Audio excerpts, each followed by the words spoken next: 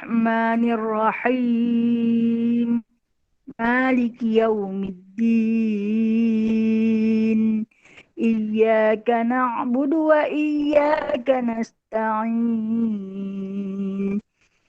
اهدنا الصراط المستقيم صراط الذين أنعمت عليهم غير المغضوب عليهم ولا الضالين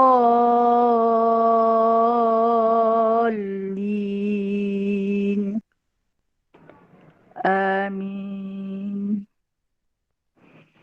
اللهم صل صلاة كاملة وسلم سلاما تاما على سيدنا محمد الذي تنحل به العقد وتنفرج به الكرب وتقضى به الحوائج وتنال به الرغائب وحسن الخواتيم ويستسقى الغمام بوجهه الكريم وعلى آله وصحبه في كل لمحة ونفس بعدد كل معلوم لك برحمتك يا أرحم الراحمين. بسم الله الرحمن الرحيم. رب اشرح لي صدري ويسر لي أمري واحلل عقدة من لساني يفقه قولي. اللهم صل على سيدنا محمد وعلى آل سيدنا محمد. رب يسر ولا تعسر، رب تمم بخير يا كريم. سبحانك لا علم لنا إلا ما علمتنا إنك أنت العليم الحكيم. إنك أنت السميع العليم. إنك أنت التواب الرحيم. Amma ba'du, faya ibadallah. Hai sekalian hamba-hamba Allah, sahabat-sahabat ukhwah yang dikasihi, yang dirahmati oleh Allah Ta'ala, Allah Azza wa Jalla, Allah Jalla Jalalah. Atas kebesaran Allah, kemurahan Allah, dengan penuh kerahmatan Allah Subhanahu wa Ta'ala melimpahkan kepada kita satu nikmat yang tak pernah luput daripada rasa syukur, iaitu nikmat Islam.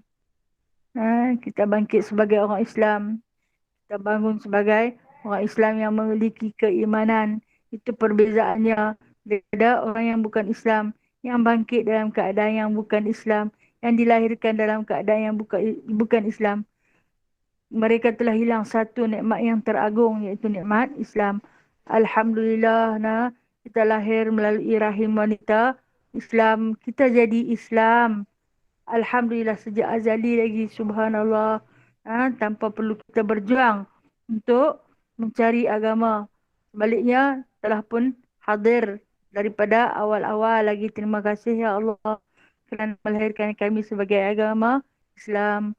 Raditu billah Rabba wa bil Islam midina bi Muhammadin sallallahu alaihi wasallam nabiyyan wa rasulah. Kami redha ya Allah. Aku redha Engkau sebagai Tuhanku, Islam sebagai agamaku, Muhammad sallallahu alaihi wasallam sebagai nabiku. Itulah kita. Satu nikmat yang terbesar yang Allah bagi adalah Islam. Dan seterusnya, nikmat kesihatan yang Allah Ta'ala bagi. Sihat lagi pagi ni. Masih mempunyai deria rasa, deria bau. Segala-gala yang kita ada. Seperti selalu kita bagi tahu, pinjam Allah punya, pinjam Allah punya. Benda pinjam kena jaga elok-elok sebab Tuhan dia akan ambil balik. Macam mana dia bagi kat kita elok, macam itulah kita hantar balik dekat dia. Yang mana untuk diambil kembali ke sisi Allah adalah wajib dan pasti. Cuma tarikh yang tidak kita ketahui. Baik. sebagai hamba Allah yang bersyukur atas nikmat masa, nikmat kesihatan, nikmat kerahmatan sebagai orang Islam, kita cuba belanjakan waktu Allah Ta'ala ini dengan kita meluangkan sedikit masa mempelajari ilmu Allah sebagai penuntut ilmu. Talabul ilmi faridatan ala kulli muslimin wa muslimat. Menuntut ilmu itu adalah wajib bagi setiap Muslim lelaki dan Muslim perempuan.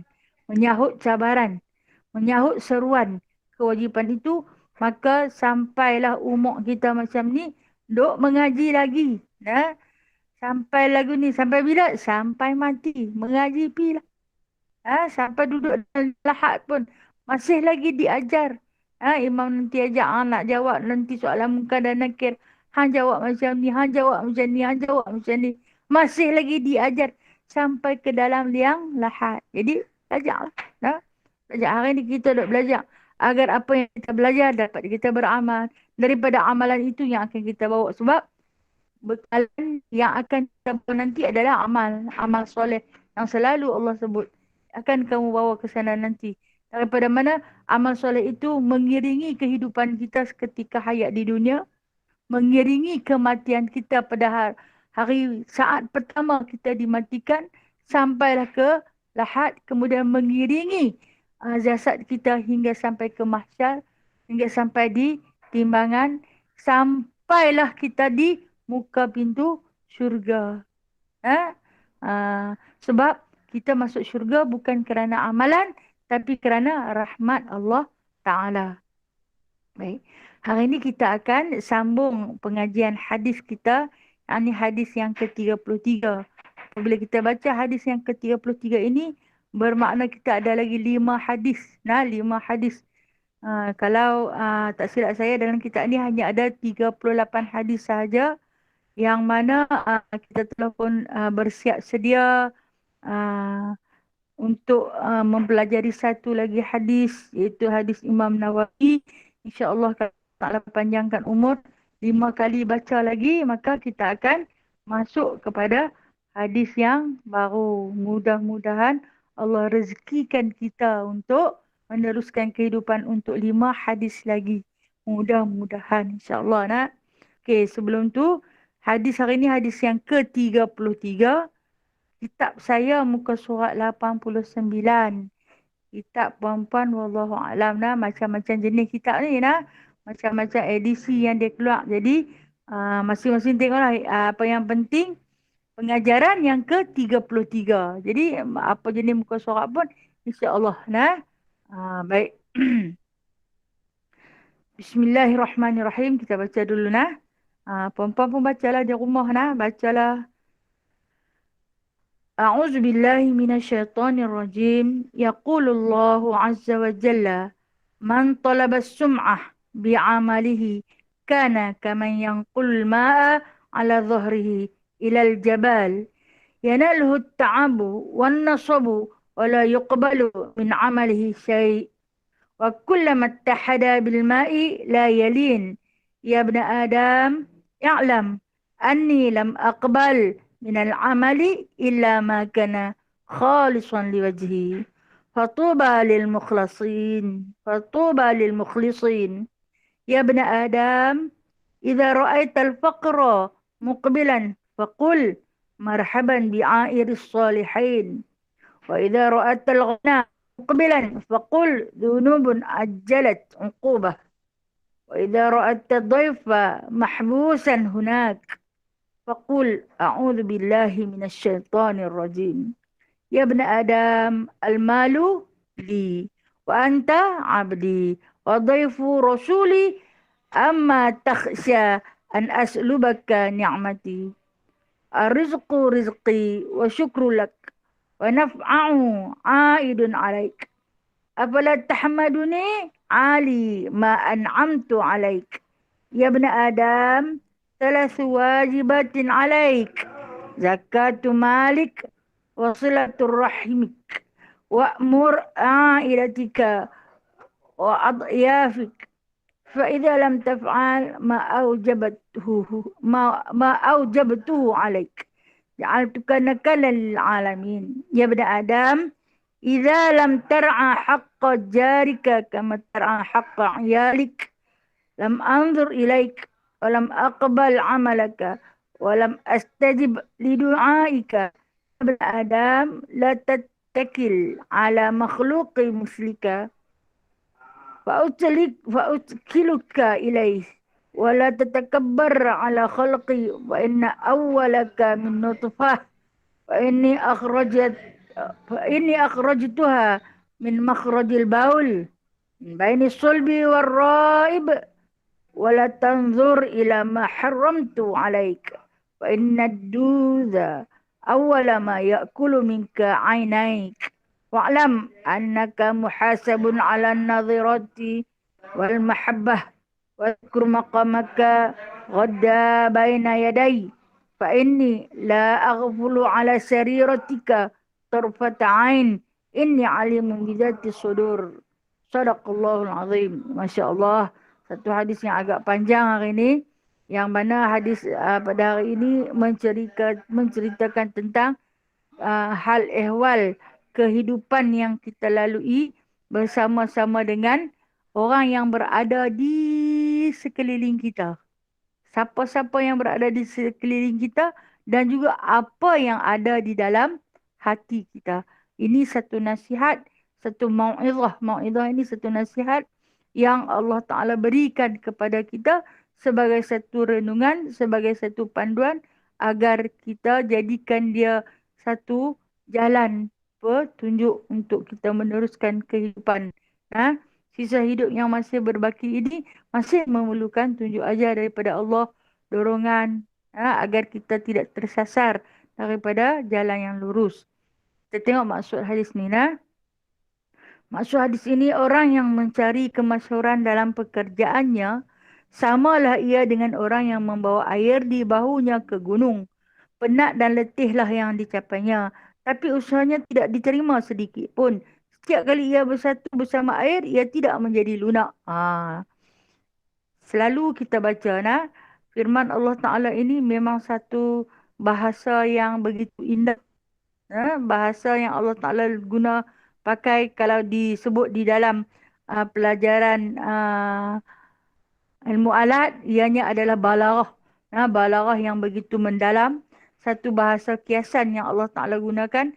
Kata Allah, orang yang mencari kemasyhuran dalam pekerjaan. Mencari kemasyhuran. Maksud dia kerja kerana nak nama. Dia kerja kerana nak suruh orang puji.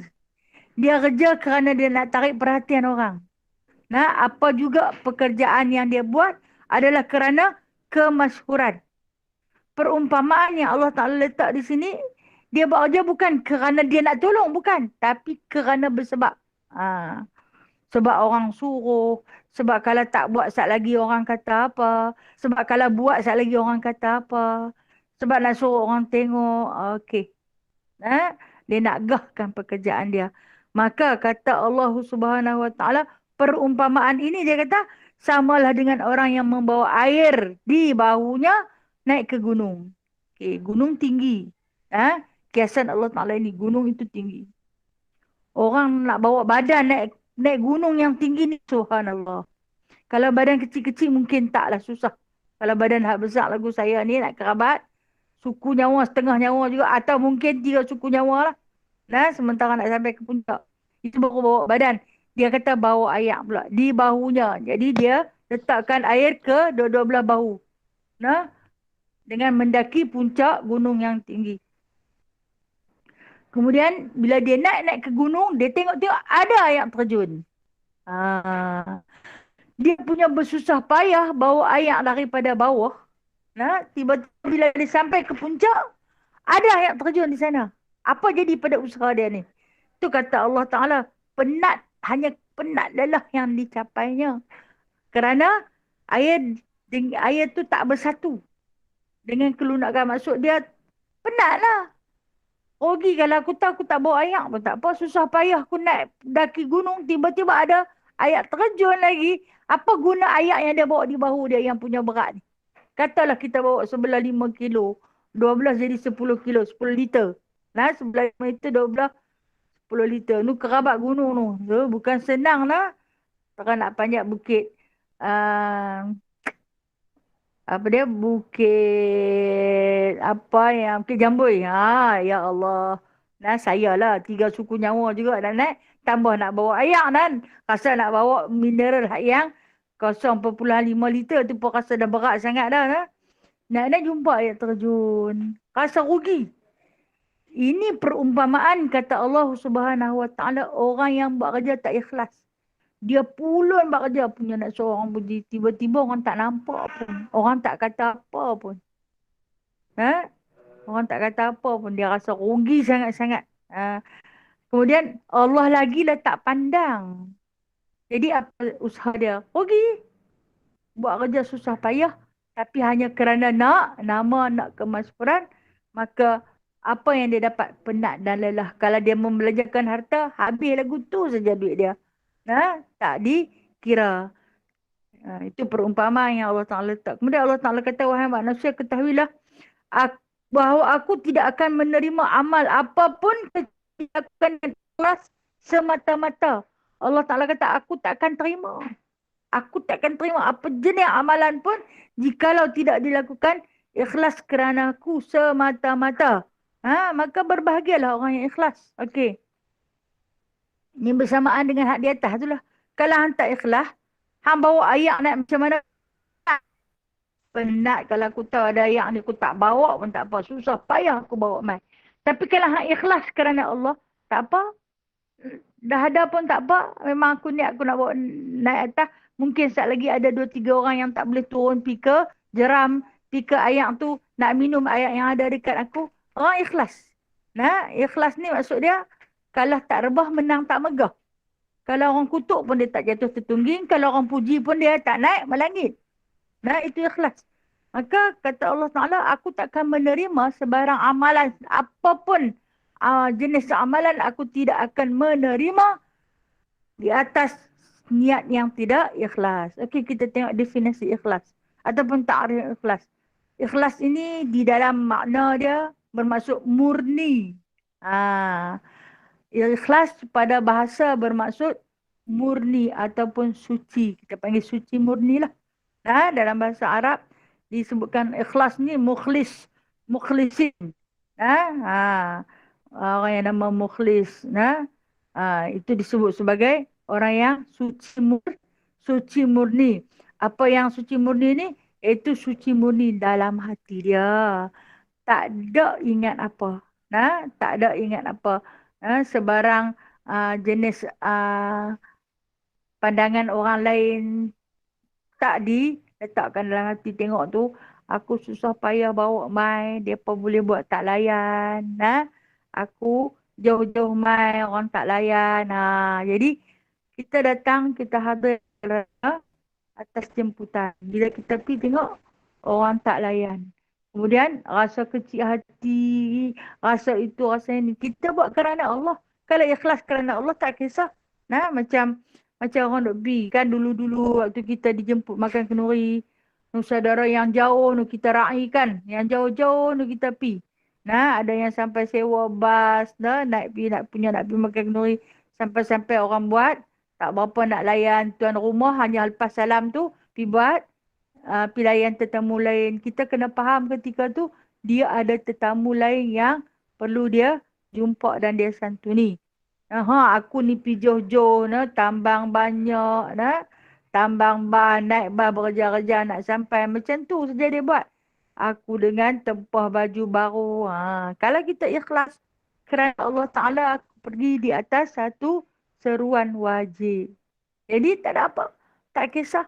Kepuasan tetap dirasai. Memahami pasal apa yang dia jadi lagu tu. Dia tak layan kita. Bukan dia tak layan. Dia tak sempat nak layan. Tetamu dia ramai. Kita berjumpa dia kata, maaf lah dia kata. Tak, dan dia nak duduk sembang dengan kita pun tak boleh. Jadi keadaan macam ni kita kena faham. Kalau kita ikhlas kerana Allah Ta'ala, tidak akan rasa penat lelah dalam hati kita. Allah Ta'ala kata, aku tak terima lah. Aku takkan terima sesuatu benda yang kamu anggap sebagai nak balasan. Mahukan balasan, mahukan pandangan daripada manusia. maka aku tidak akan terima. Sebaliknya, kata Allah Subhanahu Wa Taala, buatlah kerana aku. Nah, buatlah kerja apa? Kerana aku. Liwajhi. Kerana menuntut keredaan aku. Seperti mana Allah Subhanahu Wa Taala di dalam suratul Insan, innama nut'imukum liwajhillahi la nuridu minkum jazaa'an wala syukura. Sesungguhnya kami memberi makan kepada kamu, yakni kepada orang miskin, orang fakir miskin, orang anak-anak yatim, tak lain dan tak bukan minta balasan daripada orang miskin tu, bukan minta balasan daripada anak yatim tu, melainkan liwajhillah, menuntut keredaan Allah. Hampa tak balas pun tak apa. Apa yang kita bagi hari ni kita tak minta agar dia balaskan pada kita. Tak payah balas. Biar Allah yang balas. Aku bagi kerana Allah. Tak minta jazaan wala syukura. Tak minta apa jenis balasan. Dan syukur kesyukuran. Hang tak kata terima kasih pun tak apa. Yang tu hang punya pasal. Nah, cuma adab kita menerima barangan orang. Maka doakanlah kepada dia. Jazakumullahu khairan kathira. Jazakallahu khairan kathira. Jazakillahi khairan kathira. Itu yang diajar oleh Rasulullah SAW. Jazakallah itu adalah satu doa. Walaupun kita menerima sekecil-kecil pemberian, ucaplah jazakallah. Nah, hanya Allah Ta'ala lah yang akan membalas segala kebaikan kepada kamu. Doa yang terbaik apabila orang bagi kita satu-satu benda, ucapkanlah dengan perkataan itu kerana ia berbentuk doa. Ataupun mungkin dalam bahasa Melayu biasanya kita akan sama, nah, terima kasih, sama-sama. Macam tu. Okey. Ini di antara yang diajar oleh Nabi SAW. Atas pemberian yang kita bagi, maka jangan harap balasan. Orang yang memberi dengan tidak mengharap apa-apa balasan, orang itu disebut sebagai orang yang paling ikhlas dalam pemberiannya. Untuk mendapat keikhlasan ini bukanlah satu yang mudah. Amat payah. Suka saya cerita seorang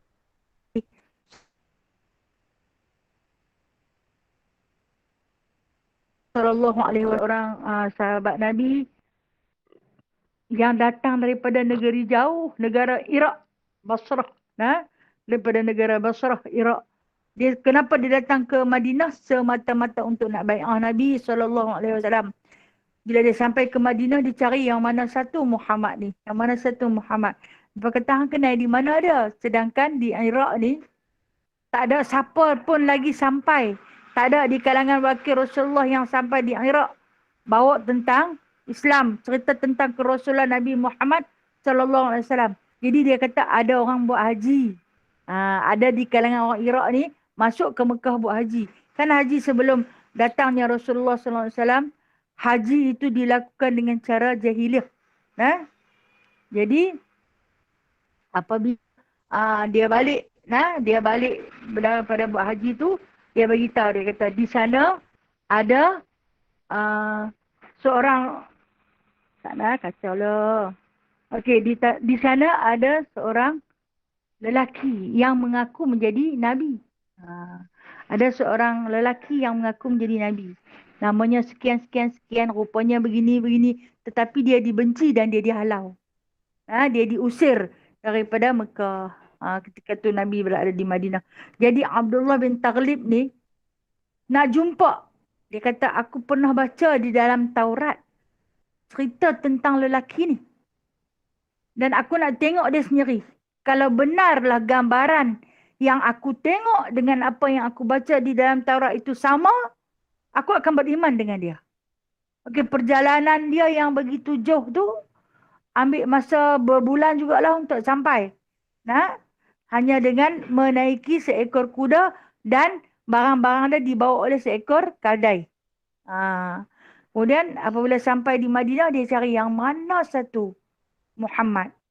Dia pun pakat tunjuk lah, tanya apa tujuan dia. Bila dia kata tujuan dia nak jumpa saja. Dia kata nak tengok saja. Kemudian bila sampai dekat dengan rumah Rasulullah yang berhampiran dengan Raudhah tu, Nabi duduk dengan sahabat-sahabat. Nabi dikelilingi oleh para sahabat. Jadi bila laki-laki nak masuk, memang dia terpaksa jumpa dengan para sahabat dulu. Dia bertanya apa tujuan, apa niat kamu datang. Dia kata dia nak jumpa saja, dia kata lelaki ini. Dan Rasulullah nampak, nah, bila nampak yang daraja Rasulullah ni memang orang yang paling tinggi budi pekerti. Dia suka meraihkan musafir, dia suka meraihkan tetamu. Lantas baginda Nabi SAW segera bangun nak sambut lelaki itu tadi, Amr bin Taghlib. Dia pun berkenalkan diri dia. Dia Amr bin Taghlib, datang daripada Basrah, Iraq. Perjalanan yang begitu jauh amat memenatkan.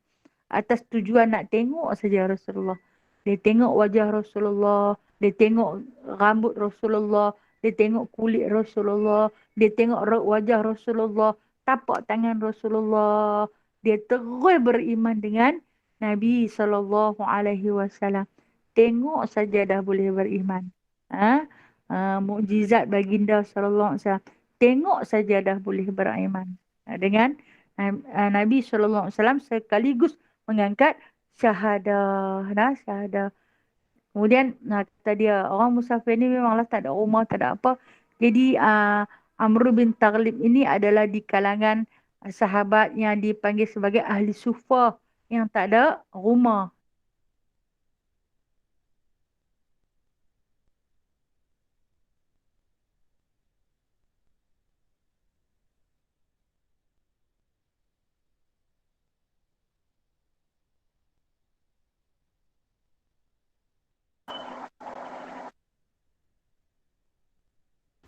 Ustazah, buka mute Ustazah. Kata tutup sendiri. Okey. Dari tadi kan saya tak buka? Baru je. InsyaAllah. Okey, sekarang dengar. InsyaAllah dengar Ustazah. Mungkin dia tertutup sendiri kot. Kucing tadi dia kacau. Allah. Maaf nah. Okey, baik.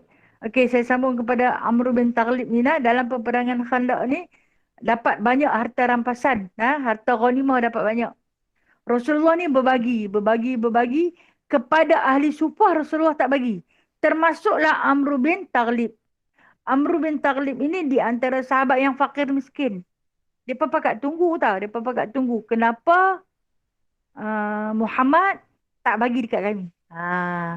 Dan Amr bin Taghlib ni bila dia sampai ke penantian habis dia Rasulullah bagi harta ghanimah tu. Jadi tengok nama dia tak dipanggil dan sahabat-sahabat yang lain ada yang tak dipanggil. Ada setengah sahaja yang dipanggil. Setengah tak dipanggil. Yang tak dipanggil tu pula yang susah-susah. Dia pun masuk pergi dalam masjid terus sembahyang 2 rakaat. Dia kata tidaklah, mungkin kita tak ada rezeki kita kali ni. Tak kata apa. Okey. Orang yang dapat penduduk Madinah ni dia apa bercampur dengan Yahudi. Dan Yahudi ni yang jahat. Jalan jarum. Dia kata hampa susah payah pergi berperang. Tinggal kenikmatan, tidur tak cukup, makan tak cukup, pergi berperang. Tiba-tiba apabila dapat harta rampasan, dia tak bagi langsung dekat hampa. Oh dahsyat. Lebih kurang macam tu lah. Dia dah kerja Abdullah bin Ubay. Dah lah hantar orang ikut pergi berperang. Cuba menjalankan racun. Cuba meletakkan racun di dalam kalangan sahabat. Jadi apa kata Amr bin Taghlib yang kata datang daripada Basrah ni? Kata Amr bin Taghlib, ada sebab kenapa Rasulullah tak bagi dekat kami. Ada sebab kenapa Rasulullah tak bagi kepada kami. Dan kenapa Rasulullah bagi dekat mereka saja. Ada sebab. Okey. Dia bertanya, sebab apa? Sebab tak tahu. Tak ada sebab. Dia tak tahu sebab apa. Tak tahu. Lepas tu, dia cuba cari pasal apa Rasulullah tak bagi. Kemudian Abdullah bin Ubay ni ambil satu tindakan, jumpa dengan Rasulullah. Dia kata, aku wakil daripada kawan-kawan semua. Nak tanya, pasal apa tak bagi kat mereka? Padahal kawan-kawan yang tak dapat harta tak kata apa pun. Mereka tak kata apa. Dia yang duk jadi orang tengah. Kita kata jadi batu api. Mereka tak puas hati, pasal apa tak bagi kat mereka? Okey, apa jawab Rasulullah? Kata Nabi SAW, aku tidak memberi kepada mereka kerana aku tahu mereka berperang di jalan Allah kerana Allah. Kalau kata mereka tak dapat pun, mereka takkan kata apa-apa. Sementara aku bagi dekat orang lain sebab aku tahu orang lain tu suka kata. Mengungkit di atas jasa. Mereka tak ikhlas. Aku tak mahu mereka rugi dunia akhirat, maka aku bagi. Aku bagi dengan sebab aku tidak mahu mereka rugi dunia akhirat. Bila mereka dapat, mereka dapat juga dunia. Walaupun mereka tak dapat akhirat. Mana dia dapat harta. Sementara yang aku tak bagi ni, mereka itu adalah buat kerja kerana Allah Ta'ala dan juga Rasulnya. Tak apa dia kata kita panggil. Dia pun nanti cari Amr bin Taghlib. Sebab apa? Amr bin Taghlib ni kan seorang musafir yang jauh. Main jauh-jauh rumah tak ada apa, tak ada. Kalau dah buat kerja tak dapat upah. Nah, panggil dia main, dia mengadap dengan Rasulullah. Dia kata, dia tahu Rasulullah buat satu tindakan bersebab. Ha. Jadi dia kata kalau dia tak dapat pun tak apa, dia ada Allah. Allah jaga dia. Rezeki bukan di tangan manusia. Rezeki bukan pada harta ghanimah. Tapi rezeki daripada Allah. Maka nak bimbang buat apa? Kita dia punya, rezeki dia punya. Dia bagilah. Dia akan bagi. Tu nak kata keikhlasan walaupun dia pergi berperang di medan pertempuran, dialah yang paling hebat. Dengan kudanya, dengan anak panahnya yang berlari di tengah-tengah medan peperangan, yang kata pada waktu malam sehingga daripada celah kuku kaki kudanya itu hingga memercikkan bunga api, keluar api tu dia punya berlari, punya laju kuda dia berlari apabila bergesel dengan tanah kerah atau tu yang sehingga memercikkan api. Seperti yang maktub di dalam surah Wal-Adiyati Dhabha. Demi kuda perang yang berlari pada waktu subuh. Punya hebat kuda yang ditunggangi oleh Amr bin Taghlib. Dia tak kisah, dia kata. Dia tak kisah. Sebab apa? Sebab rezeki dia ni Allah bagi. Dia ni Allah punya. Jadi Allah lah yang akan bagi dia makan. Bukan harta ghanimah tu. Dan Rasulullah buat. Kenapa Rasulullah macam tu? Sebab Rasulullah tahu. Mereka buat kerja bukan kerana harta. Mereka buat kerja kerana Allah. Itu orang mukhlis. Orang yang ikhlas. Orang yang benar-benar ikhlas. Di sisi Allah dan juga di sisi Rasul. Okey. Lepas tu cerita Amr bin Taghlib ni. Malam tu dia tak boleh tidur. Perut dia berbunyi. Lapar lah. Mungkinlah 2-3 hari. Tak dapat makan. Lapar sangat. Siang dia niat puasa. Main berbuka puasa. Hanya mampu minum segelas susu. Lepas tu malam tu dia tak boleh lena. Perut dia lapar. Perut kita lapar kan dia berkeroncong. Kita kata dia berbunyi. Dia tidur di sebelah dengan Sayyidina Abu Hurairah. Bila dia tidur dalam keadaan mengiring tu, berbunyi perut dia. Kemudian dia terap badan dia. Kita kata dia menerap lah. Dia nak tampan perut dia agar tak masuk angin terus berbunyi. Lepas tu, rupanya Sayyidina Abu Hurairah dengar keroncong perut tu berbunyi.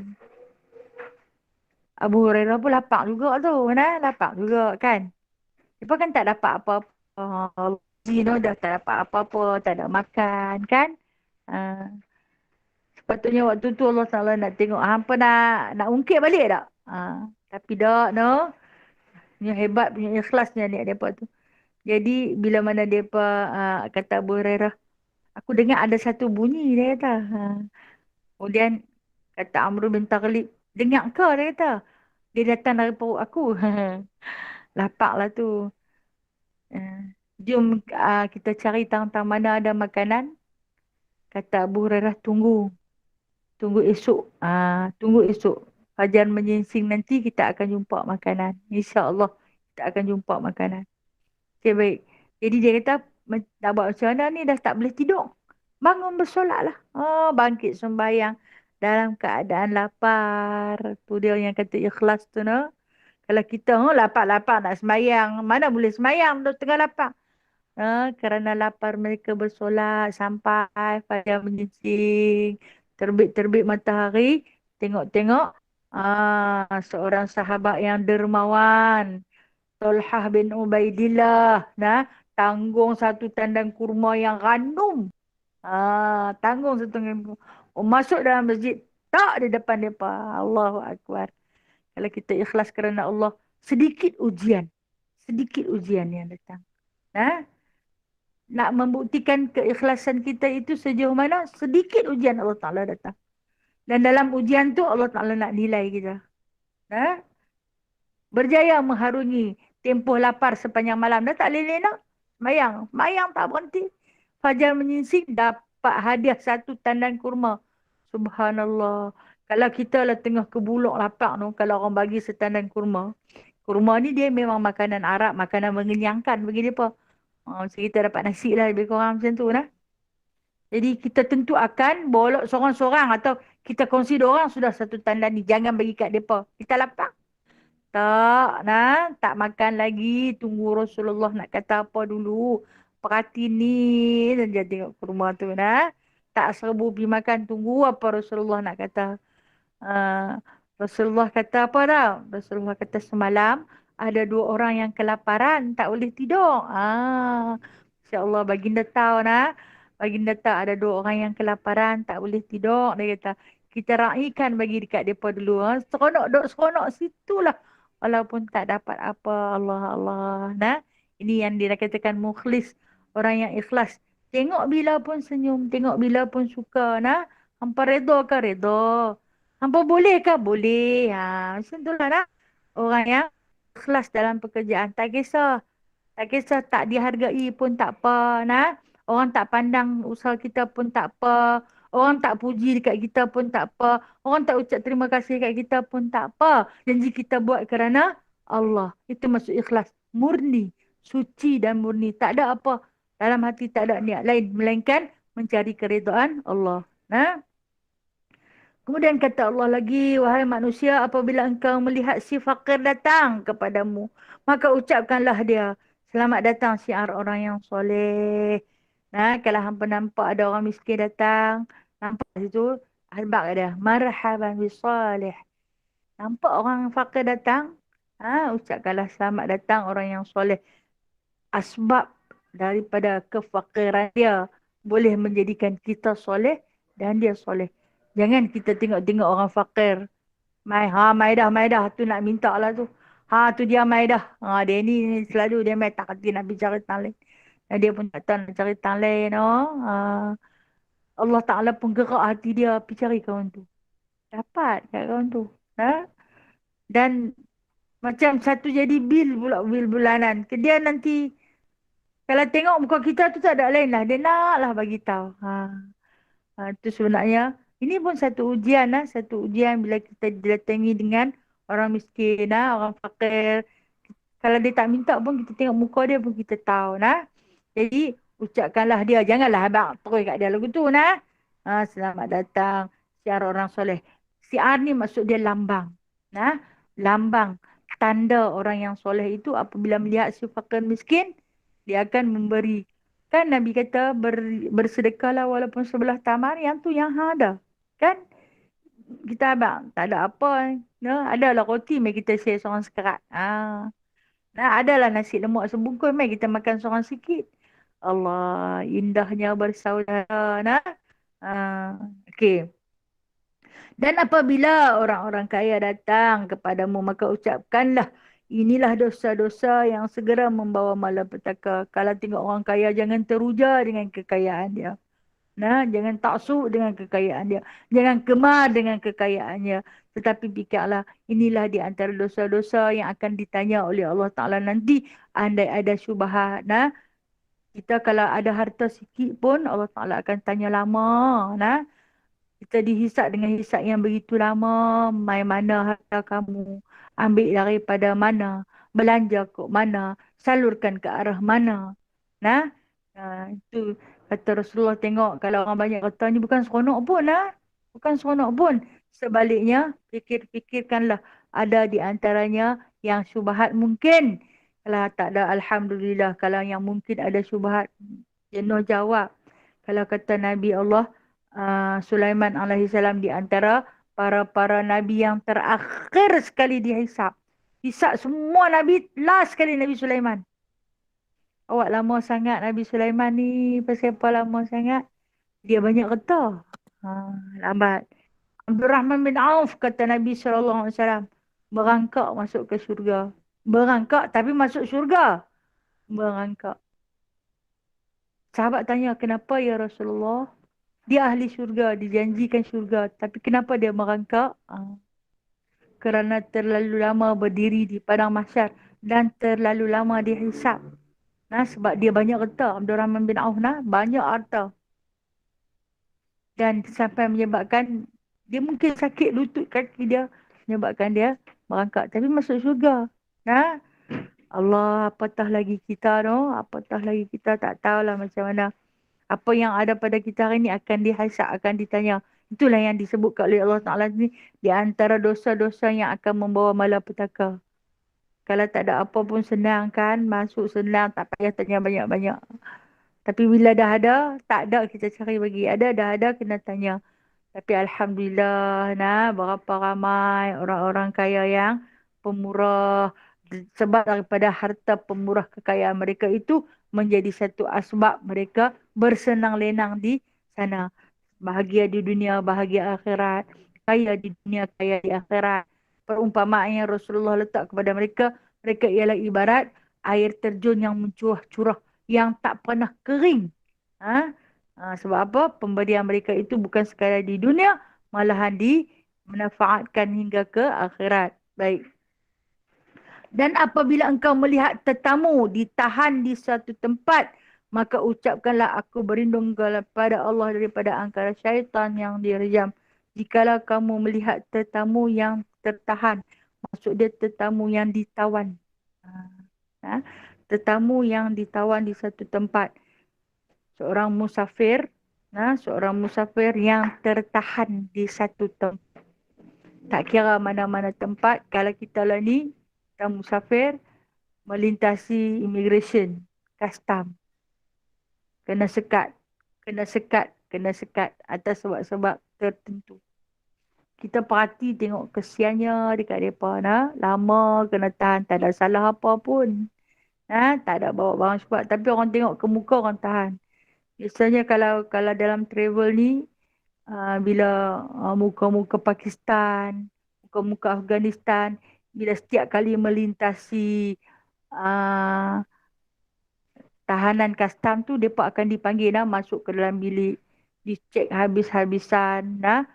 Lama tunggu baru nak keluar. Kadang-kadang tak boleh keluar, orang bawa macam tu saja. Dianggap sebagai pengganas. Kalau kita tengok macam tu, keadaan, maka ucaplah kata Allah. A'udzubillahi minasyaitanirrajim. Ucaplah. Kadang-kadang macam mereka ditahan tu dengan sebab minta bayaran. Atau kita sebut dekat dengan rasuah. Na'udzubillah. Rasuah minta tu, minta ni. Lagi yang tak bagi, mereka tak lepas. Ada sikap manusia yang macam tu. Kemudian kata Allah lagi, wahai manusia, harta adalah bagiku. Dan engkau adalah hambaku. Malu mali kata Allah. Harta hampa tu aku punya. Semua harta tu aku punya. Jadi tak usah kedekut dengan Allah lah. Jangan kedekut dengan Allah. Sebab dia punya. Maka jangan kedekut untuk membelanjakan harta di jalan Allah. Adakah kita nak bagi kat dia balik? Tak. Kalau kita belanjakan di jalan Allah, dia punya pahala dia bagi kat kita balik. Dia tak ambil kat dia. Dia tak ambil manfaat sikit pun atas harta tu. Sebab harta tu dia kata dia punya. Nak buat apa aku punya? Aku tak mau dekat harta hamba. Tapi nak tengok ke arah mana kita belanjakan dia. Kita salurkannya. Itu kata Allah. Manakala tetamu itu adalah perutusanku. Tidakkah engkau takut bahawa Allah mencabut nikmatku semula? Okey. Tidakkah engkau takut bahawa aku mencabut nikmatku semula? Rezeki itu adalah rezeki kepunyaanku, syukur adalah kepunyaanmu. Dan manfaatnya akan kembali kepadamu. Tidakkah engkau ingin memuji aku atas apa yang aku kurniakan? Okey, ini Allah Ta'ala nak cerita tentang hak tetamu. Hak tetamu. Ataupun adab kita menerima tetamu. Adab kita menerima tetamu. Kata Allah di sini, wahai manusia, tetamu itu adalah perutusanku. Sebenarnya tetamu yang hadir ke rumah kita adalah utusan Allah. Bukan penyamun tu. Bukan pencuri dah. Tetamu. Penyamun tu lain. Adalah utusan Allah. Allah yang hantar kepada kita. Jadi apabila dia adalah utusan Allah, maka dia amanah Allah lah yang harus ditunaikan haknya. Seperti mana sabda Nabi SAW, "Wa man kana yu'minu billahi wal yaumil akhir fal yukrim dhaifah." Barang siapa yang beriman dengan Allah dan hari akhirat, dia muliakan tetamunya. Okey, apa dia hak tetamu kepada tetamu? Ha? Layan dia dengan layanan yang baik. Ha? Layan dia dengan layanan yang baik. Kalau tengok dia main, adab kita bertamu memberi salam. Adab kita menerima tetamu menjawab salam. Nah, jangan duk mengendap kau je. Dia ni aku tak suka dia main. Abang kata tak ada. Abang anak pun keluar abang. Mak kata mak tak ada. Mak kata mak tak ada. Nampak sangat nak pemerung. Nah, kita menerima tetamu, kita ingat ini utusan Allah. Nah, okey, kemudian kata Rasulullah itu yang pertama adab dia, nah, berjabat salam ataupun bertukar salam. Jemput dia masuk dalam, seandainya tetamu yang diizinkan. Apa maksud tetamu yang diizinkan? Kita perempuan, tak ada tetamu-tetamu yang tidak diizinkan. Maksud dia, kita adalah dilarang memasukkan tetamu yang bukan ajnabi, yang bukan mahram di dalam rumah kita. Ketika mana ketiadaan suami kita ataupun kita. Suami kita ada dalam rumah, tapi dia tak bagi lampu hijau lagi, panggil dia masuk tak. Kita jangan, Amal lah masuk, dia ada dalam rumah. Jangan. Masuk pergi panggil dia, abang kata ada sekian-sekian orang. Dia akan panggil masuk. Okey. Tetapi kalau tetamu kita pun kita kena minta izin daripada dia. Kita lagi ada kawan-kawan nak mai sekian-sekian. Tak apa, tak apa. Nah, itu kita sebagai isteri. Apabila kita dah dibenarkan menerima tetamu, layan mereka sebaik mungkin. Macam Rasulullah kata, jamulah kepada mereka walaupun air sejuk saja. Sekadar yang kamu termampu. Sekadar yang kita mampu. Hari ini gula pun tak ada dalam rumah, ada air sejuk je. Ya, itu yang kamu mampu. Memberi makan kepada tetamu kamu, memberi minum kepada tetamu kamu. Memadai. Yang penting layanannya berbahasa dengan bahasa yang elok. Kan Rasulullah ajak, bila tetamu nak keluar, hantar sampai ke muka pintu. Hantar sampai ke muka pintu. Kalau kata rumah di bawah atas tanah ni, tengok sampai tetamu tu berjalan. Rasulullah ajak, bekah makanan, bekah hidangan yang tetamu makan tu, jangan angkat, dia duk ada lagi. Jangan angkat. Biar dulu. Biar sampai dia bangkit baru angkat. Dia sampai kau tu tak dan pergi mana lah punya nak angkat. Kononnya servis hotel. Servis hotel tu lain. Itu antara yang Nabi ajak. Sebab apa? Mereka adalah utusan Allah. Allah kirim mereka kat kita. Kita tengah-tengah beridang nasi nak makan. Tengok orang bagi salam. Saja Allah, kita sorok nasi. Jangan, mai kita makan. Walaupun untuk kita rasa cukup-cukup aja luk kita ni satu keluarga. Tapi yang tu Allah Ta'ala hantar. Mai makan. Makan nasi. Sedap lah nak makan sekali. Kita di sini hati tak seronok. Aku masak hari ni cukup-cukup dengan ahli keluarga aku. Dia mai nak makan. Rupanya ada rezeki dia dalam tu. Berlebihan pula lagi sekali lagi. Sebab apa? Dia adalah utusan Allah. Jangan marah bila orang nak mai. Sebab tu kata Allah Ta'ala, hang kena takut kalau aku cabut nikmat. Aku ambil nikmat tu, aku punya, aku boleh ambil balik. Okay, kita tadi buat sorok tak mau bagi dekat dia. Rupanya kita tak boleh nak makan pun, terpaksa buang basi. Itu nikmat itu adalah milik Allah. Jadi pujilah Allah. Allah yang hantar dia datang kepada kita sebab ada rezeki dia dekat kita. Dia kutip, dia main ambil. Kemudian kata Allah lagi, wahai manusia, ada 3 perkara yang wajib engkau. Yang wajib atas engkau. Apa dia? Zakat hartamu, itu pertama. Pada harta kita itu ada hak orang lain. Kita tahu, kita mengaku dan kita redha untuk selalu membayar zakat apabila sampai waktunya. Dalam harta kamu ada zakat. Maksud zakat ni penyucian. Penyucian harta. Macam mana? Dengan cara kita memberi kepada yang layak. Kemudian, yang kedua, menghubungkan silaturahim. Ini satu kewajipan, menghubungkan silaturahim Dan dia kata, dan mengurus keluarga dan tetamumu. Selagi engkau tidak melaksanakan kewajipan tersebut, maka aku akan menjadikanmu sebagai siksa bagi seluruh alam. Baik. Yang mana dia kata yang pertama zakat, yang kedua silaturahim, yang ketiga menguruskan keluarga dan tetamumu. Itu hak kita. Ya, hak kita dengan Allah Subhanahu Wa Taala. Allah Taala nak tengok. Aku bagi kat hang kata, hang nak bayar zakat tak? Kemudian dalam harta kita, kita buat pula zakat. Allah Ta'ala bagi pula kepada kita silaturahim. Apa? Jiran yang ada berdekatan dengan kita. Ha? Atau kita panggil yang ada dekat-dekat dengan kita. Yang diberitahu oleh Rasulullah yang ada 40 biji rumah dekat-dekat dengan kita. Itu adalah disebut sebagai bersilaturahim. Bersilaturahim. Okey. Dalam silaturahim kita ni ada je 3 jenis jiran. Yang duduk dekat-dekat dengan kita ada 3 jenis jiran. Yang pertama, kita ada jiran yang Muslim. Dahlah dia Muslim, dia ada hubungan kekeluargaan pula dengan kita. Dia adik-beradik kita. Rasulullah ajak kita ada 3 jenis jiran. Yang pertama, dia Islam. Bila dia Islam, kita wajib tunaikan hak keislaman dia. Apa dia hak Islam? Kalau kata jumpa dia bagi salam. Kalau sakit kita pergi ziarah, kita tolong ubatkan kesakitan dia. Kalau lapar bagi makan. Itu hak jiran dengan jiran. Ini jiran Muslim. Jadi kita ada 2 hak dengan dia, iaitu menyantuni dia sebagai orang Islam. Dan kemudian yang keduanya, kita ada hak kekeluargaan dengan dia. Adik-beradik lagi kena jaga. Lagi kena jaga. Okey, jiran yang kedua ni kita ada jiran sebagai Muslim saja. Dia tak ada hubungan kekeluargaan. Tapi dia ada hubungan sesama Islam. Ada hubungan darah tak ada apa. Dia hanya jiran sesama Islam sahaja. Maka jaga hak keislaman dia dengan kita. Jaga hak. Apa dia hak dia? Hak dia kepada kita, kita jangan pandang rumah dia.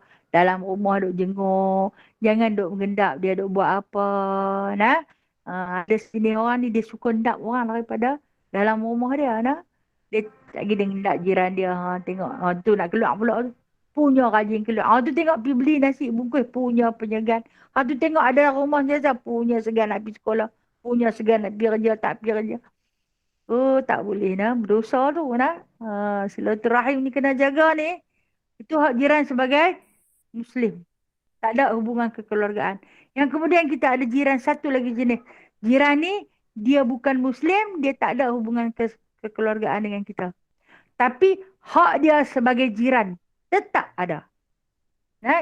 Tetap kena jaga. Itu silaturahim juga. Apa hak dia dengan kita? Segala hak dia kita tolong jaga dan hak kita jaga. Kalau kata dia nak tinggal rumah, dia bagi tahu dia nak keluar untuk tempoh berapa lama, nanti tengokkan rumah dia. Kita tengok jiran sebelah kita ada sorak sampai. Tiba sorak tu jatuh, kita angkat. Kalau kita nak buang, kita masuk simpan dalam rumah kita. Okey, kemudian pokok kita tanam mungkin duduk di tengah-tengah di antara tanah dia dengan tanah kita. Elok kita trim pada bahagian belah rumah dia. Ataupun kita bagi tahu hak yang sebahagian pokok yang terlepas ke rumah dia tu, buah tu ambillah dekat dia. Sebab daun duk jatuh di sebelah rumah dia. Makanlah, nak makan, makanlah. Jangan kedekut, jangan berkira. Walaupun dia bukan Islam. Hak dia tetap ada. Maka yang dilarang oleh Nabi SAW, kata Nabi SAW, jangan sesekali kamu menyakiti hatinya dengan perkataan kamu, dengan perbuatan dan tingkah laku kamu. Kita makan sedap-sedap, kita tak bagi, kita buat kenduri kenara dia, kita tak jemput. Kita cerita pula aib kat kawan-kawan kita tentang airan tu, akan dilaknati. Ini yang disebut silaturahim. Silaturahim ni nak bawa ke alam barzah yang akan ditanya di sana nanti. Hang buat apa? Dekat jiran hang tak selesai ni. Jawablah cik no. Auzubillah. Tu dia kata, wahai manusia, jika engkau tidak menjaga hak jiran dan tetanggamu sebagaimana engkau menjaga hak keluargamu, Aku tidak akan memandangmu. Aku tidak akan menerima amalanmu dan tidak memperkenankan doamu. Ya, dahsyat besar dosa ni nah. Kena jaga nah. Tapi agak-agak lah, janganlah kalau baik sangat sampai pergi duduk tidur makan mangkit di rumah dia. Kita jaga sesama-sama kita. Nah, Allah Ta'ala letak, aku takkan pandang dekat hang. Amalan pun aku tak terima. Doa pun aku tak perkenan. Wahai manusia, janganlah engkau berserah kepada makhluk yang seperti engkau. Supaya tidak aku serahkan engkau kepadanya. Berserah, jangan serah kat manusia. Pulanglah kat hang. Aku ni bergantung hiduplah dekat hang. Aku ni harap sungguh-sungguh kat hang. Jangan. Jangan lepaskan tu sekali-kali. Kita kadang-kadang tersilap lah. Aku betul-betul lah harap dekat hang lah. 100%. Oh, jatuh syirik lah. Jangan. Harap pada Allah. Allah Ta'ala kata, jangan mengharap kepada makhluk yang sepertimu. Jangan harap. Harap dekat aku ni. Aku yang tukang bagi. Aku yang bagi tanpa. Dan jangan pula menyombong serta berbesar diri kepada makhlukku. Jangan belagak. Jangan belagak. Kerana sesungguhnya awal kejadianmu adalah daripada setitis mani. Hang jangan sombong, hang jangan belagak. Macam mana hang punya jawatan yang tertinggi pun, macam mana pangkat hang yang punya besar pun, hang ni adalah asal kejadian daripada setitis mani. Kemudian aku keluarkan engkau melalui tempat keluar air kencing. Tu dia. Bukan elok pun tempat keluar kita. Keluar ikut tempat luar kencing. Yang mana dia kata air yang keluar tu pun berasal daripada tulang sulbi dan tulang belikat taraib. Buah dada. Tulang sulbi. Bukan kata elok-elok hamba mai pun. Jadi jangan duk sombong sangat. Jangan terlampau angkuh. Jangan terlampau takabur sesama hamba. Dah aku kata hamba kena jaga. Jaga adab kejiranan. Jaga adab bertamu. Jadi dia kata jangan sombong. Jangan belagak. Mungkin di dunia hang anak ramai. Hang adik-beradik ramai. Hang kawan ramai. Hang semua ada cukup lengkap. Jangan hang sombong dekat jiranan yang mungkin tak ada apa-apa. Dia tak ada siapa-siapa dekat dia. Mungkin dia tak ada anak, tak seramai anak hang. Jauh sekali lah nak main cucu dah, anak pun tak ada. Suami pun tak ada. Jadi jangan sesekali kamu menyakiti dia. Dosa besar berdosa besar. Allah Ta'ala kata aku tak terima amalanmu. Aku tolak doamu, aku tak pandang kepada kamu. Jaga kejiranan. Jangan menyakiti dia. Doa dia Allah Ta'ala makbul. Doa orang yang dizalimi ini, doa yang dimakbulkan. Kata Allah, jangan sombong. Hang tak sedar, hang mai ikut mana?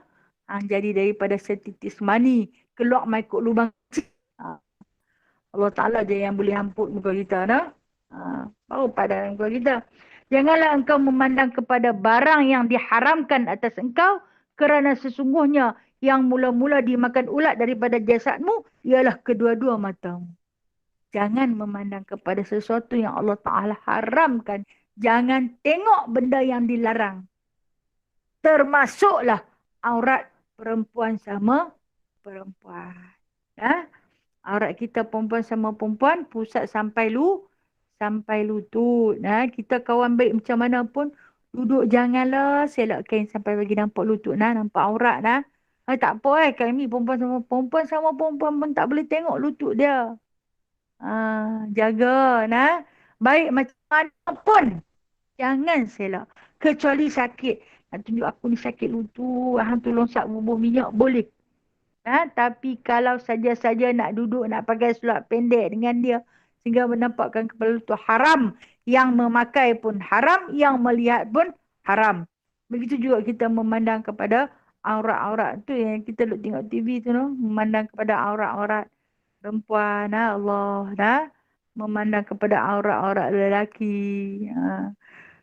Kata Allah Ta'ala, dia kata, sebab dia kata, organ yang paling utama yang akan dimakan ulat di dalam kubur nanti adalah sepasang mata. Ulat nanti makan dulu.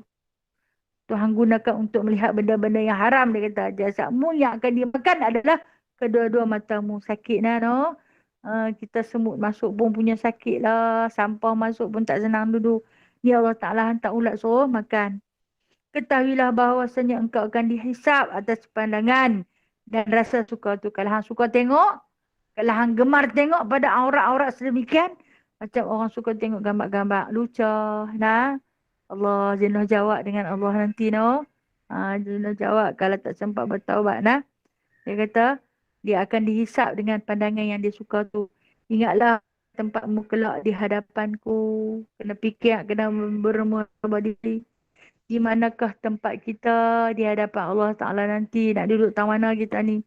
Sesungguhnya aku tidak akan lalai atau lupa daripada tempat tidurmu walau sekelip mata. Dia tak pernah lalai walaupun sekelip mata. Walaupun kita tidur. Kita tidur. Allah Ta'ala tak tidur. La ta'khudhu sinnatum wala naum. Tak mengantuk dan tak tidur. Kita tidur. Kita tak tahu apa kita buat. Kalau kita tidur dalam maksiat, maka maksiatlah. Kalau kita tidur dalam haram, maka haramlah. Kalau kita tidur dalam amal, maka amal solehlah. Allah itu perakam yang setia. Sesungguhnya aku maha mengetahui isi semua hati. Aku tahu apa yang ada dalam hati hampa. Apa yang ada di hati hampa. Apa yang terlintas di hati hampa. Semua aku tahu. Hampa tak boleh sembunyikan pada aku. Sungguhnya Allah itu amat mengetahui. Inna Allah alimun hakim. Allah Ta'ala itu amat mengetahui lagi amat bijaksana. Allah satu kata-kata nasihat yang begitu menyentuh hati. Kita tu saya kata apa yang Allah Ta'ala nasihat kepada kita yang kita baca pada hari ini. Semuanya ada di sekeliling kita. Kita ada tetamu, kita ada jiran, kita ada hati, kita ada pekerjaan yang kadang ikhlas, kadang tak ikhlas. Kita ada tetamu jiran di kalangan ahli keluarga kita. Kita ada jiran yang bukan di kalangan ahli keluarga kita. Kita ada jiran yang bukan Islam. Semua ada. Dan kita kena jaga hak-hak kita dengan mereka. Sebab kita akan ditanya di akhirat nanti tentang silaturahim. Jadi sama-samalah kita bermuhasabah diri kita. Sama-samalah kita jaga agar kita ni baik. Jadilah orang baik. Kalau tak apa-apa nak baik, usaha untuk bagi jadi baik. Tapi yang disebut baik tu berpada-padalah. Jangan sampai pergi duduk rumah dan tak boleh balik ke rumah. Pasal baik. Okay. Wallahualam, insyaAllah panjang umur 2 minggu lagi kita akan baca pengajaran yang ke-34 insyaAllah ta'ala.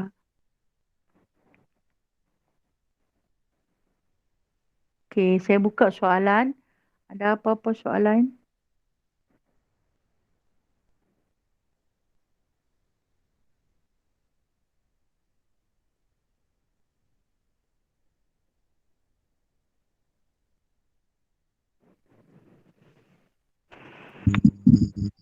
Assalamualaikum Ustazah. Waalaikumsalam warahmatullahi wabarakatuh. Ya. Baik dengan jiran tu saja kita bagi apa pun kita bagi dekat dia. Betul yang lain-lain tu kita tak bagi. Okey.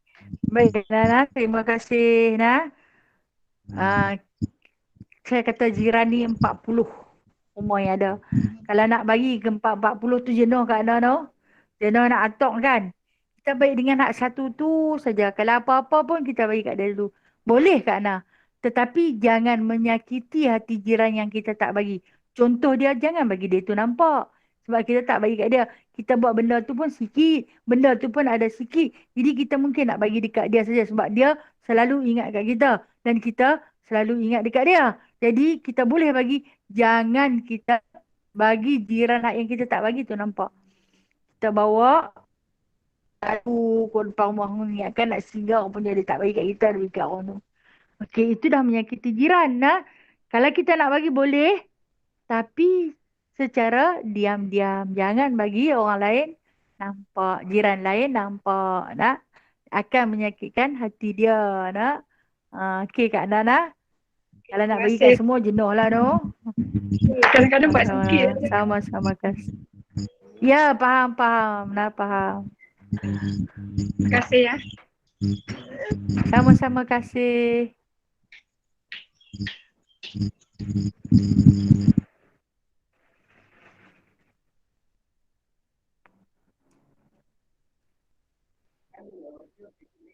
Assalamualaikum Ustazah.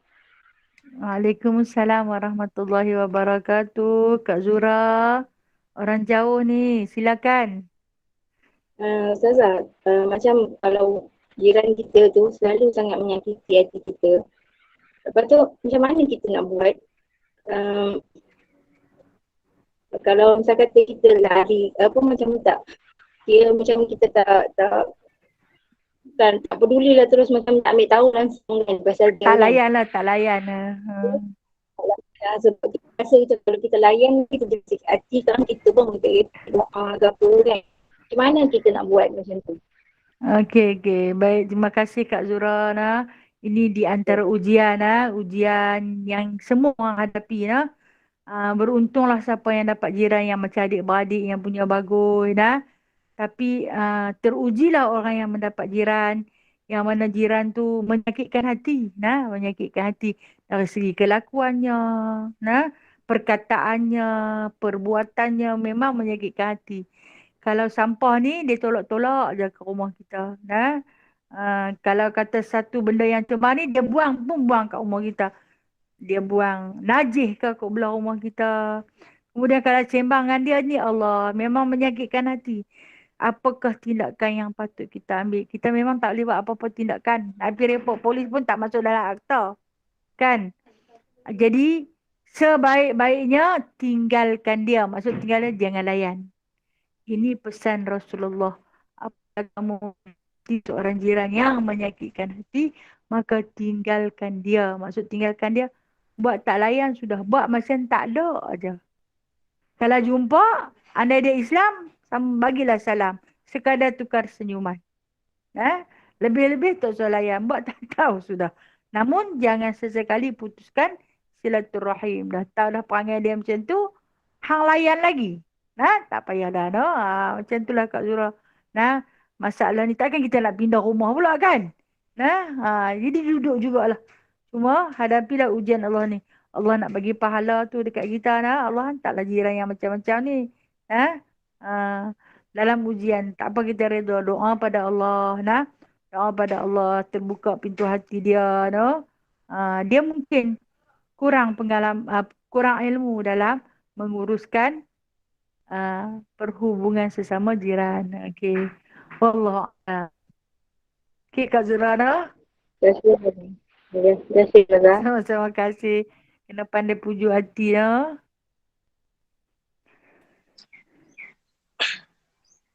Assalamualaikum Ustazah. Waalaikumsalam warahmatullahi. Ya Janita, silakan. Saya nak tanya berkenaan dengan ikhlas tadi Ustazah kan, yang Ustazah cerita tadi bab ikhlas tadi. Ya. Mana kita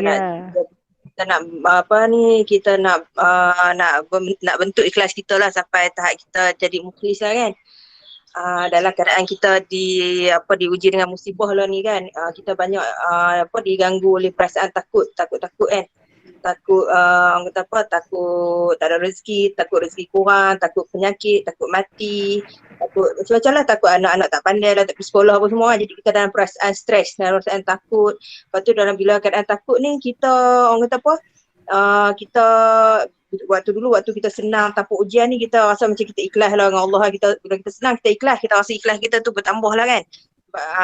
Tapi bila kita diuji ni kita rasa ikhlas kita lupa ke Allah, kita banyak salah menyalah. Lepas tu soalan saya tu kan, macam mana kita nak pupuk sifat ikhlas kita ni daripada perasaan takut-takut ni kan. Macam lah ni duk tengok ramai lah, termasuk saya jugalah, kadang kita duk terasa juga takut ni kan, kita lupa waktu kita takut tu kita macam kita takut, kita lupa ke Allah kan. Yang tu soalan pertama saya lah Ustazah. Okey, soalan kedua Ustazah. Okey, contohlah satu, kita nak ikhlaskan diri kita lah kan. Macam contohlah, lah ni memang kita dalam keadaan musibah ni kan. Contoh macam kerajaan bagi kita untuk bantu kita lah, contoh air citra baru ni lah, air sinar air citra tu. So kita ada peluang untuk kita bantu diri kita sendiri, untuk bantu ahli keluarga kita ke jiran kita apa semua kan.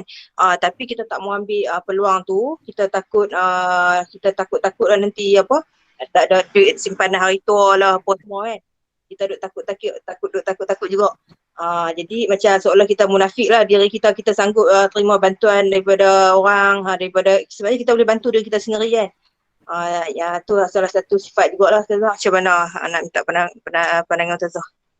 Okey, baik.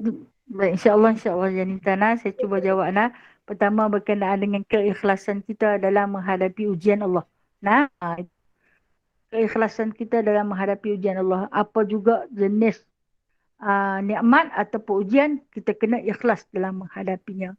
Macam mana cara kita nak ikhlas dalam menghadapi ujian Allah Ta'ala? Satu je yang perlu kita tanam dalam diri kita.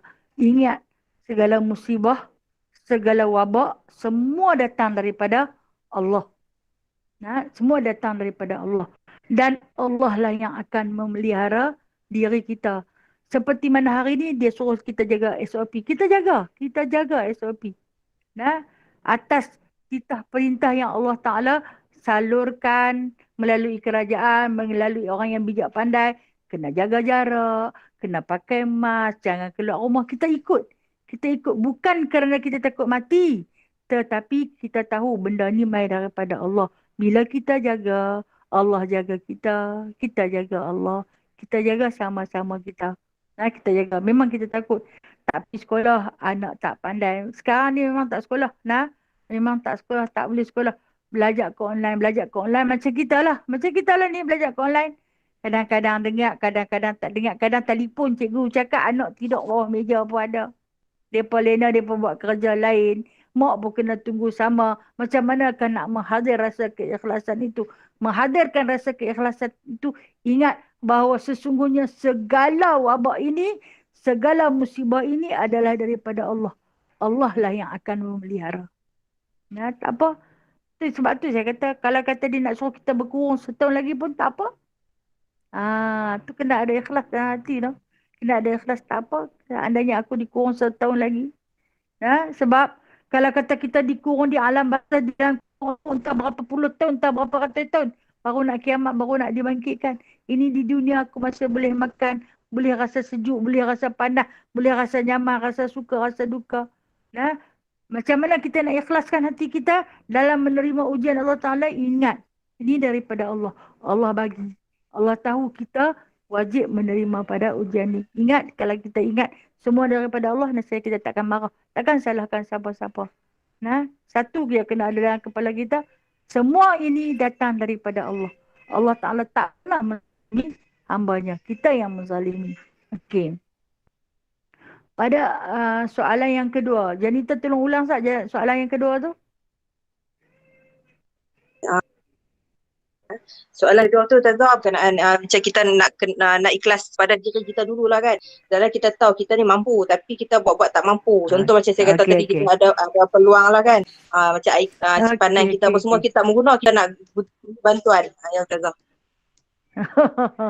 Okey, baik. Terima kasih Janita. Ni banyak juga ada pasien macam ni Kan kita ni ada air sinar, air citera ni nak dapat air citera pula kan. Tak mau ambil. Sebab apa? Takut sat lagi mai umur 55 tak ada duit. Lepas tu lah ni duk harap bantuan orang lain. Padahal dia ada saluran, dia ada simpanan duit dia. Yang mana kerajaan benarkan boleh buat keluar. Ambil lah. Belanjalah sebab dia tak berkemampuan. Tak mau. Dia nak harap bantuan orang lain. Nak tunggu orang bagi. Walhal dia ada. Orang mesti yang dibuat-buat. Macam ni Allah tak suka. Kecuali lah kalau dia memang dah senang. Dia senang, dia kata tak payah ambil lah. Rasa dia cukup, dia boleh. Jadi dia rasa dia tak mau ambil lah. Tak apalah macam tu. Ini dia tak ada. Dia nak harap bantuan orang lain semata-mata. Sementara ada hak dia punya, dia tak mampu kelak. Kedekut. Bakhil. Jubni wal bukh, kata Allah. Pengecut dan juga kedekut. Jadi sifat ini di antara sifat munafik. Sifat munafik. Yang mana kita ni kalau boleh kita nak memberi, bukan nak menerima. Sebab kita nak ambil, tangan yang memberi itu lebih mulia daripada tangan yang menerima. Ni kira nak terima aja sampai tak mau bagi. Tu munafik lah tu. Patut kena buang. Dah ada peluang. Dah kita tak ada kemampuan. Daripada duk minta ke orang, kita ada simpanan. Ambil saja. Carilah kalau kita memang dah senang dah. Okey Janita. Itu munafik. Janita lah. Antara sifat munafik. Bateri kong. Okey. Bateri kong. Okey. Bateri dah kong. King kong. Okey. Ambil lah. Okey, maaf saya mohon ampun dan maaf di atas segala kekurangan diri saya Yang baik itu daripada Allah. Yang lemah dan kurang itu daripada diri saya sendiri. InsyaAllah esok panjang umur, murah rezeki, kita akan bersama ilmu Muhammadiyah.